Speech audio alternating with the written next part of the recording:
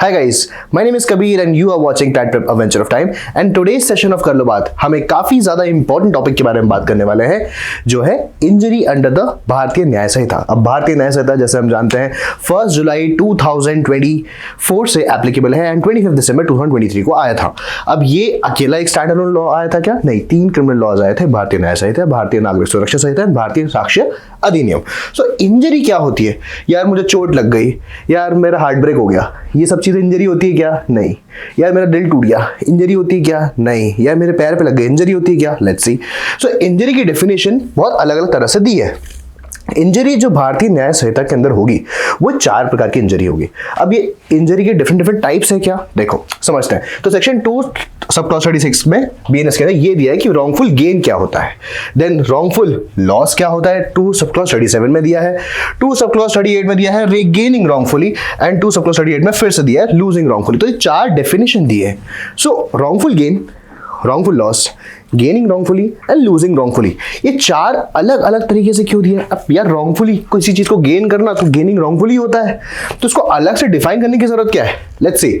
सो wrongful gain मतलब क्या होता है? Gain by unlawful means of property.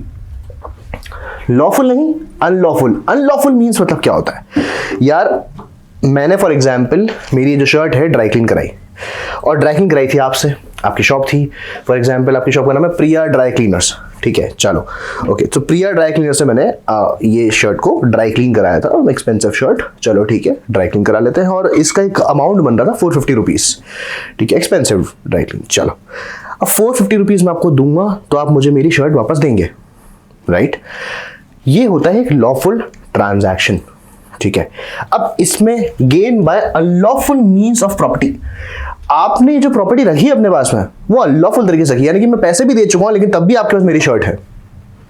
मेरी मूवेबल प्रॉपर्टी या कोई भी प्रॉपर्टी में तो कोई डिफाइन किया ही नहीं कि मूवेबल होगी कि इमूवेबल होगी, मेरी कोई भी प्रॉपर्टी, एग्जाम्पल मेरी फॉर एग्जाम्पल ये प्रॉपर्टी है, ये आपके पास है, मैं इसका पैसा दे चुका हूं, इसकी सर्विस का पैसा दे चुका हूं, तब भी आपके पास है, तो ये तो आप गेनिंग रॉन्गफुली कर रहे हैं, राइट?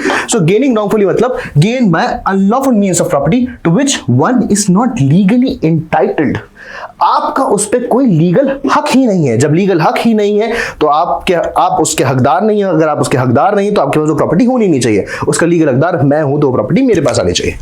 सो ये हो गया wrongful gain.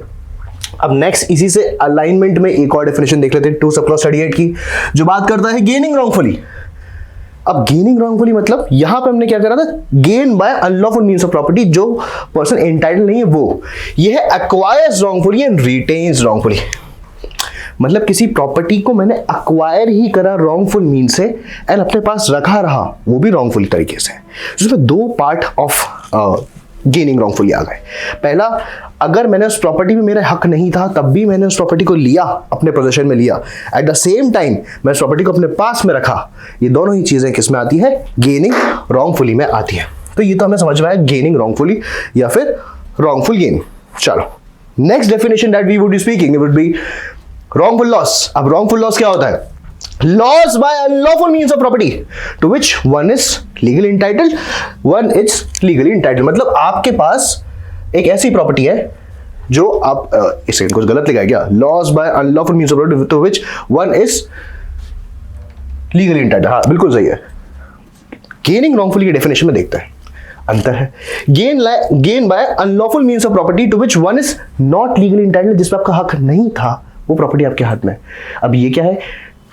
Loss by unlawful means of property to which one is legally entitled, मतलब आपका हक हुआ करता था, कुछ भी गलत नहीं इस डेफिनेशन में, परफेक्ट है डेफिनेशन। आपका उस पर लीगल हक हुआ करता था और आपका हक छीन लिया गया, आपका हक मार लिया गया। आपके पोजीशन में ये चीज आनी थी, अभी आपकी पोजीशन से बाहर चलेगी, तो आपका तो रॉन्गफुल लॉस हो गया, दूसरे व्यक्ति का रॉन्गफुल गेन हो गया। तो क्या ये रेसिप्रोकल होना चाहिए? रेसिप्रोसिटी का प्रिंसिपल लगता है क्या इसमें कि अगर किसी व्यक्ति को रॉन्गफुल लॉस होगा तो किसी व्यक्ति को रॉन्गफुल गेन होगा? यस, बट क्या ये चीज मैंडेटरी है? क्या ऑल द सिनेरियोस में होना चाहिए? जरूरी नहीं है। क्या पता किसी व्यक्ति के रॉन्गफुल गेन तो हो पर दूसरे इंसान को रॉन्गफुल लॉस ना हो? क्या पता दूसरे इंसान का रॉन्गफुल लॉस हो पर मुझे रॉन्गफुल गेन ना हो? ठीक है। So loss by unlawful means of property to which one is legally entitled. अगर मेरा जो प्रॉपर्टी है उसका लॉस हो गया जिसका मैं लीगल हकदार हूं और प्रॉपर्टी मुझसे ले ली गई है, तो इसे अनलॉफुल तरीका समझेंगे। मतलब फॉर एग्जांपल आपके पास मेरी कार थी, ठीक है, मैंने आपको मेरी कार चलाने के लिए दी थी, ठीक है, आपने उस कार को मुझे देने का वादा भी किया कि मुझे आप 20 तारीख को दे दोगे, 20 जनवरी को दे दोगे, 21 को मेरा बर्थडे है, 21 जनवरी इज माई बर्थडे, तो आप 20 जनवरी को मुझे मेरी कार वापस दे दोगे। फिर उसके बाद वो कार ओनर मैं ही हूँ, मैंने आपको थोड़ा लेंड करी थी, वो कार आपको उधार में कार चलाने के लिए दी थी या फिर मतलब फॉर अ स्पेसिफिक पर्पस आपको कार बेल करी थी, आपने वो कार मुझे वापस ही नहीं करी, मैं आपसे चाबी मांगता रह गया, आपने मुझे कार दी ही नहीं, तो मुझे क्या हो गया, रॉन्गफुल लॉस हो गया। आपको क्या हो गया, रॉन्गफुल गेन हो गया। तो जब रॉन्गफुल गेन रॉन्गफुल लॉस होता है तो रेसिप्रोसिटी तो होता है मेजरली, बट क्या ये चीज एक्चुअल सिनेरियो में हमेशा मैंडेटरी इफेक्ट रखती है? फॉर एग्जांपल अगर रॉन्गफुल लॉस किसी व्यक्ति को तो रॉन्गफुल गेन होना जरूरी है? नहीं। बहुत सारे जजमेंट्स इस चीज के रिगार्डिंग हम देखेंगे आगे कुछ केसेस में। Losing wrongfully, deprived wrongfully, kept out of any property wrongfully, मतलब आपने वो जो प्रॉपर्टी मुझसे ली, आपने उसका डेप्रिवेशन मुझे कर दिया, आपने वो प्रॉपर्टी मुझसे छीन ली, मेरा हक मार लिया, I have been deprived wrongfully and thus kept out of any property wrongfully, आपने मुझे मेरी प्रॉपर्टी से दूर रखा and thus I have been kept out of my property wrongfully। सो ये था आपका wrongful gain, wrongful loss, gaining wrongfully and losing wrongfully। ये चार आपके टर्म्स हैं, काफी कंफ्यूजिंग लगते हैं लेकिन बहुत डिफरेंस है इन सारे टर्म्स में। अगर आपको और ऐसे ही टॉपिक्स जानने हैं तो फटाक से कमेंट सेक्शन में बताओ। Thank you so much.